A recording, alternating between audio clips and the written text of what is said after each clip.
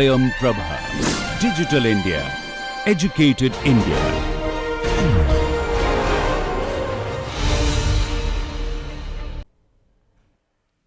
So, we are in lecture 4 of module 4, which is on concrete, and in my previous lectures we have seen how concrete is being cast, and then after that we had started to enter into each of the ingredients.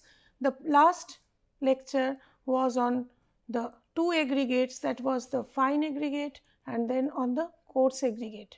Now, today we are trying to cover the most important player, which is the binder, which binds all the substances, which is, or the ingredients, which is cement. It is the costliest within the mix and which is the minimum used in a mix almost, and in most of the times. And yes, we will try to cover its manufacturing, composition, and then the main part, which is actually giving it the strength, the hydration of cement, the gel space ratio, setting of cement, then the heat of hydration and the different types of cement, which we will try to open you to. Mostly we use the ordinary Portland cement for our general constructions, and particularly in our atmospheric condition, that means the temperature and the humidity. Now, cement was found as long back and was named as magic powder. Why magic? Because it could set, it was an adhesive, it was being helping in binding of any kind of material. So, initially it was found and it was grey in color, and ordinary Portland cement was the name when it started manufacturing. So, we have two types of cements. One is the hydraulic cement, which sets in presence of water, which is the ordinary Portland cement. It is missing in the bracket. And other one is the non-hydraulic cement, which also we had discussed, which is lime and gypsum. So, which do not set in water. So, it delays the process. Otherwise, the ordinary Portland cement, if we will come to the ingredients, then we will know that ordinary Portland cement, whenever it comes in contact with water, it sets. Even bags of cement which are purchased are to be kept and used within a short period of time, because to avoid setting, because it is a bag usually 50 kgs, and if it sets, it is a loss of the money, say around 400 rupees a bag, 380 rupees a bag it comes. So, we have to understand that if we expose cement, the hydraulic cement which we use regularly, it sets. So, let us come to each of the phenomena one by one, and first we try to know what is it made of. Unlike the other two, the sand and the, which is the fine aggregate, and the coarse aggregate, those were naturally occurring, but here it is man-made. And you see, again it is the list of the stones. The calcareous rocks having limestone, that is rich in calcium, agrilocalcareous rocks, which is again clay and limestone, argillaceous rocks, which is having alumina, that clay, iron ore, which helps in formation of the ferrites, and sand, which helps in formation of the silicates of the calcium, etc., which is present in the rocks. So, now again you see it is the same material from which we are making the usable material, which is the binder in the entire item of concrete. So, rocks are crushed and then heated in clean. It is a very basic line I have used, but these rocks come in various proportions, that is batching is required, and there is a dry process, there is a wet process. I am not elaborating much into it, but coming to the major part. when these dusts in their proportions are mixed, they are actually put into a system where you see the first part, it is the moderate temperature zone, then it is the average temperature zone, then it is the maximum temperature zone, which shows that the heat is sent from this direction. So, here is the burner and the temperature gradually moves from this end to that end, keeping this end as the hottest part. This is the hottest part. You can see the temperature written over there. But the raw materials are being fed from this direction. So, the raw materials gradually move from this side to this side. So, here it receives some 800 degree centigrade temperature, and here actually the dehydration of the entire stone takes place. This area is the calcination zone, and the last part is the clinkering zone. Clinkers are small ball-like substances which are the transformation of all the dust, the mixed dust which had been fed into the system as raw material.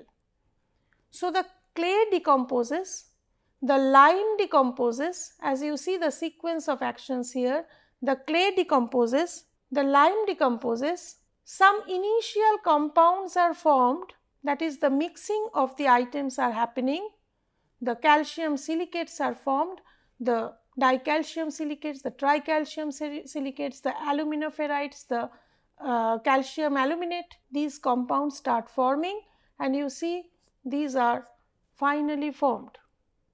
So, you see here is the clinkering zone, and it is the cooling, gradually it moves into the cooler and it is discharged. So, the clinkers are now ready for. So, what is this clinker? These clinkers are varying in size from say 0.5 centimeter to around 5 centimeter, small ball like substances, but these are kept aside. Why? We come to the next item, which is gypsum. Gypsum is nothing but a mineral sulfate, calcium sulfate, which has two molecules of water. So, this hydrated calcium sulfate is required to be added to the clinker. Now, this clinker, what has happened? This clinker needs grinding. This clinker needs to be dry and cold. So, those are preserved, those are cooled, and now you are grinding it. When you are grinding, you are adding this gypsum to it. So, clinkers, you see the diameter is written, they are cooled, clinkers are ground and they are mixed with gypsum when ordered. Ordered means ordered from the site, because once this powder is made, which is named as cement, which reaches the site, its life starts from then, and you cannot keep it on shelf for a longer period of time. So, the person or the manufacturer will lose the cement if it is not ordered and he is manufacturing continuously. So, the clinkers in cold condition are mixed with gypsum when the order is placed and it is bagged in form of cement. Now, if it were mixed when clinkers were hot, what would have happened? The hydrated gypsum, the two molecules of water in gypsum would become anhydrous. It would have evaporated, because this gypsum coats the cement particles and delay the setting process. So, we will come to setting later, but setting in brief or in one word is the binding. Usually 2 to 5%, 3 to 5% maximum gypsum is added. If you keep on increasing the amount of gypsum, the setting will be much delayed. So, we have to also keep an eye that adding gypsum would not help in more. So, the role of gypsum is to adjust the setting time. So, if you require a quick setting, say you need a construction to be usable or to be allowed to move, say vehicular movement very quickly, or it is an underwater item being cast, or it is a foundation in a very marshy land, you need quick setting. So, what will you withdraw? Gypsum percentage you will withdraw. How can you take it out? No. When you are ordering, you have to order for a quick setting cement. So, if you add more of gypsum, it will delay setting. If you withdraw gypsum, it will make flash setting or quick setting. Now, coming to the composition of cement, of which one is gypsum, you have all known, but what are the other formation of those stones which you have added? They have formed finally tricalcium silicate, dicalcium silicate, tricalcium aluminate, tetracalcium aluminoferrite. Now, here you see it is 3CaOSiO2 and it is abbreviated as C3S. So, this indicates tricalcium silicate. This is dicalcium silicate and the abbreviation is C2S. If you see tricalcium aluminate, you see C3A, and you see tetracalcium aluminoferrite, it is CaOAl2O3 and Fe2O3. So, it gives C4AF. Now, here you see there is a ferrite, and finally, it is gypsum which is added at the last and its percentage varies, and gypsum is also abbreviated as it is sulphate, calcium sulphate, S bar, and H2 implies 2 molecules of water. So, whenever we talk of cement, whenever we say C3S, it is tricalcium silicate, C2S is dicalcium silicate, tricalcium aluminate is C3A and the other two. So, you do not have to remember all the formula, but it is the basic way of remembering. Why we need to remember? Because all these items react in different times to have or help in the setting process. So, that brings to the hydration of cement. When water is added to this cement, actually all the ingredients which we had talked earlier starts their reaction with water, and it is a surface reaction. So, you see carbon hydrogen, it is actually calcium, it is the calcium and H is the water, calcium oxide and the water. So, these hydrates are forming, and gradually this hydration keeps on forming with time. It is a function of time and not always all are reacting. Who is reacting first? The tricalcium sulphate is reacting first, and it also liberates heat. So, we will come to the heat liberation part also, but now presently we are looking into the hydration process. Together water and the cement forms a slurry which is called the gel. These gels are gel is nothing but submicroscopic crystals of calcium hydroxide, C-H. C was calcium oxide and H was water. So, they combined and formed calcium hydroxides. You get a lot of series of hydration reactions, and collectively this hydration, it is called hydration, and they have high surface area. Why you need this surface area? Because if you remember the sand particles, all the sand particles are surrounded by this cement gel. And if you remember, during sand we discussed clay. If there was clay in the sand, then that sand would be, the clay would have not allowed this gel to reach the sand particle.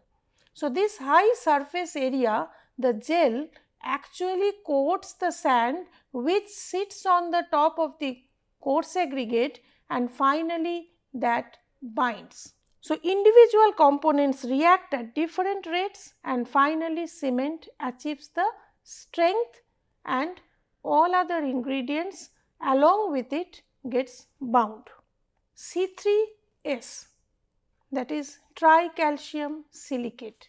This hydrates and hardens rapidly, and it is responsible for the initial strength in the first week of concrete casting. If you remember the curing of concrete, which was discussed in the first lecture, we have to cure concrete for 28 days.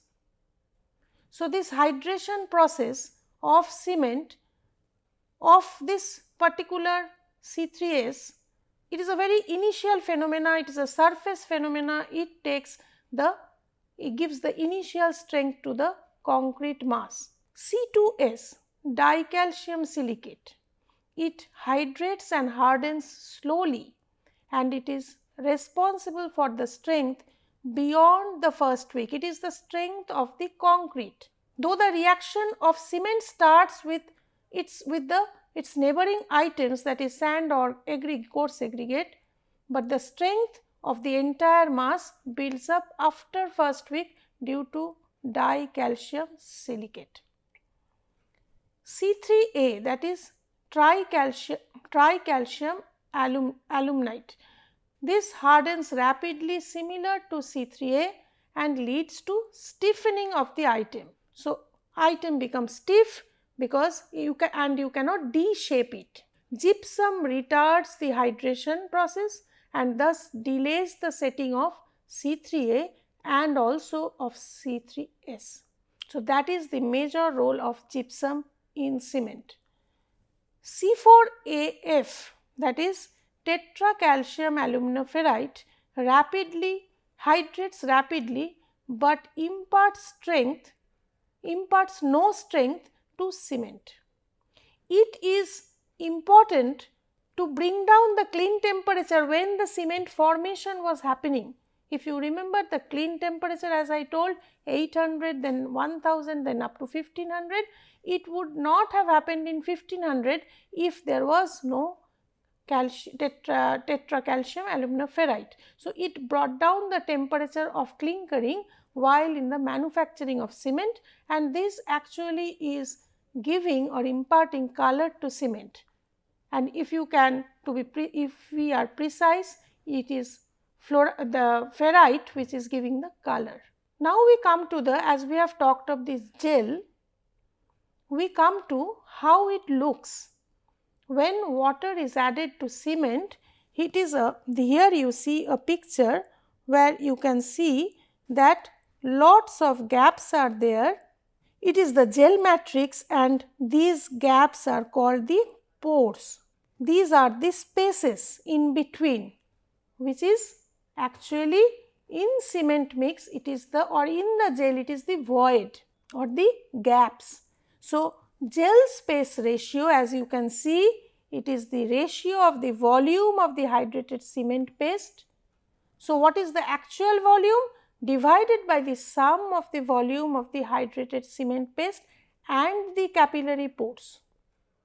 So, if you add up all these capillary pores with the volume, what you see actually is what is the denominator, but on the top it is actually what volume you have added and you are supposed to get, but because of these pores it has increased in volume.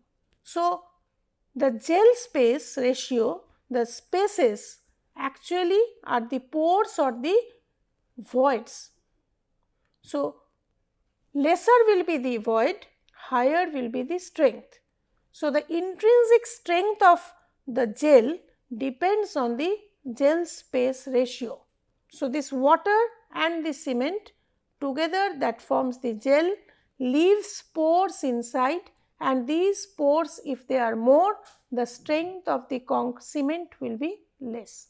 So, here you can see the graph, and here is the compressive strength in Newton per millimeter square. It starts from with a gel space ratio, it is a decent amount from gel space ratio of 6 when it is 40 Newton per millimeter square, and with high it goes higher when you end up with minimum of capillary pores. Now, coming to the how to know the setting time. As we had talked, the setting of cement, like how it hardens, and we have talked that C3S is important for the initial setting.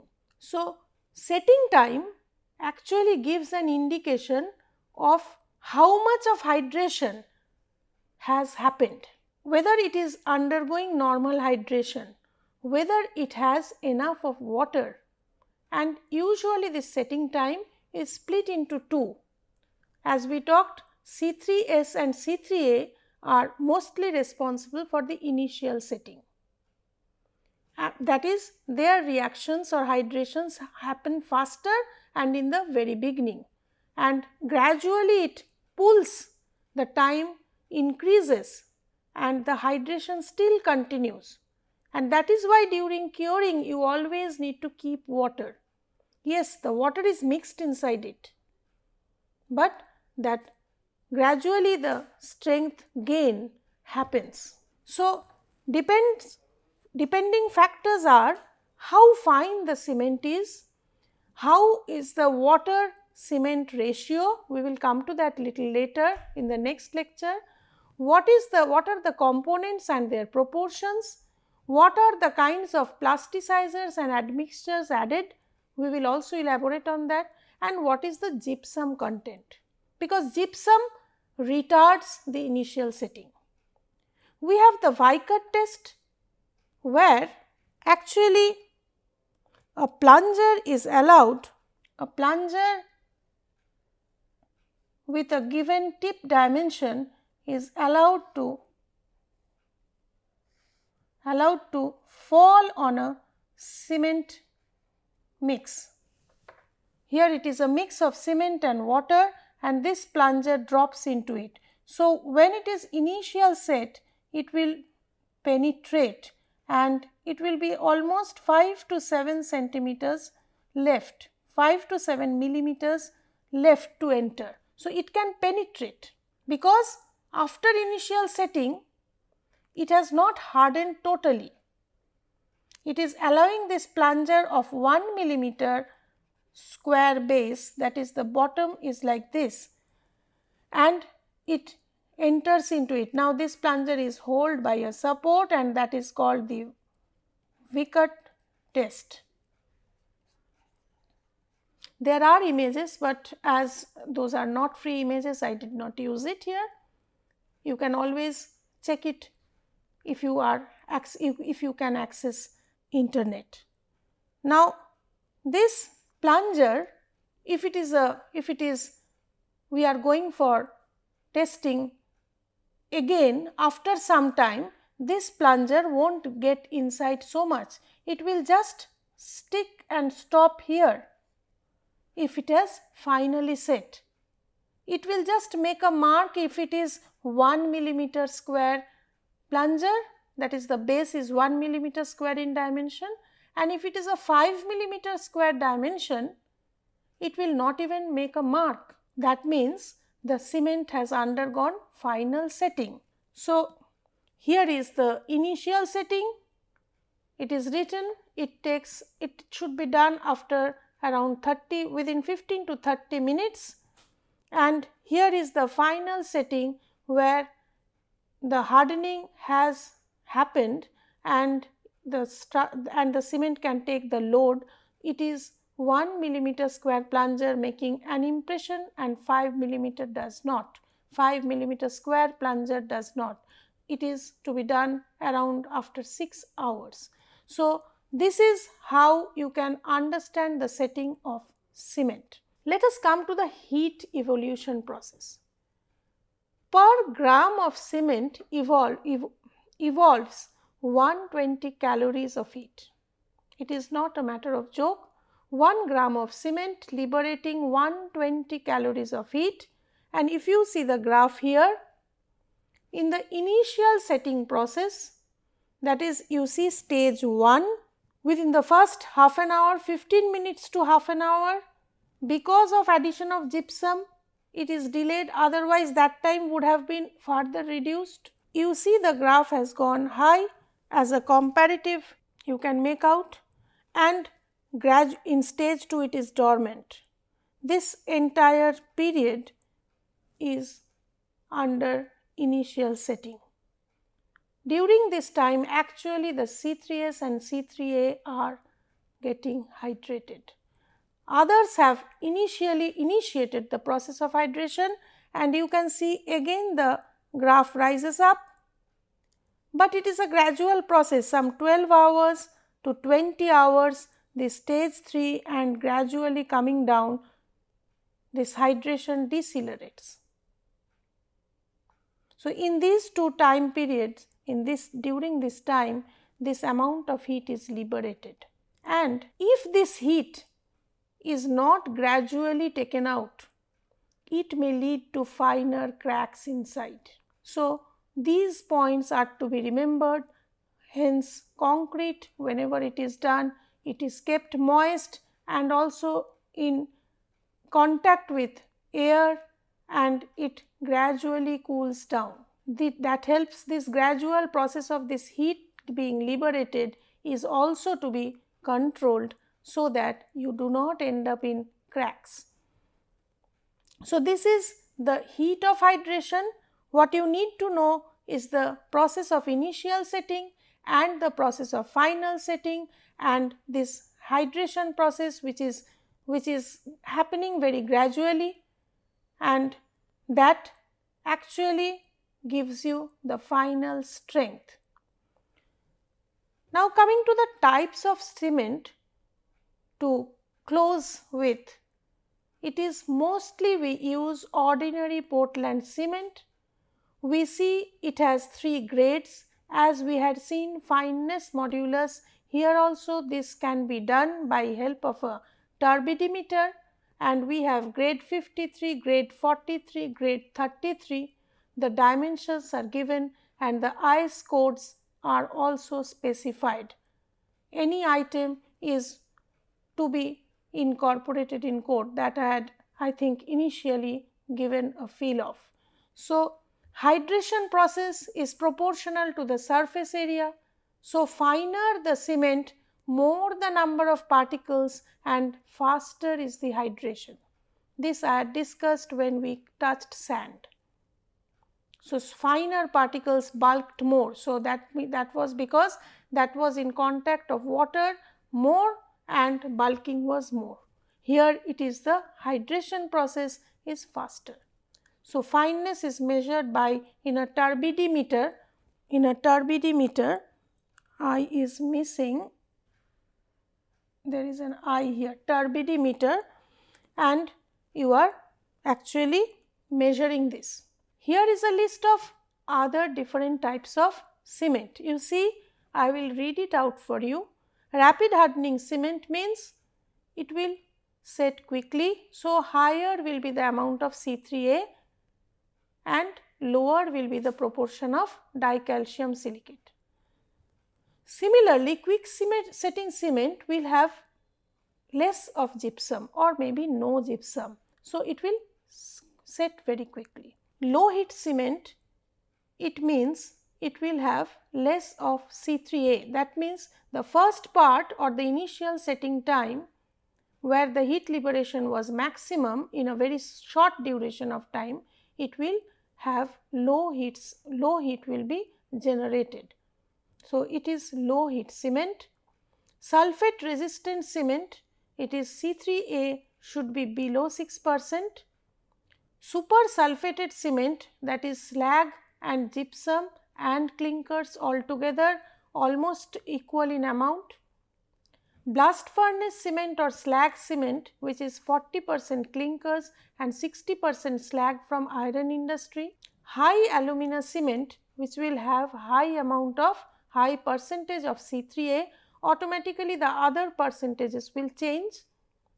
White cement will have no iron oxides, that is the aluminoferrite would be missing because iron was imparting color, and you will not get any color, specific color of cement, and you will get white cement, and this is a very costly item. This is available in kgs, that is in bags in 1 kg, 2 kg per amount, not in 50 kgs, and these are used mostly for finish purposes.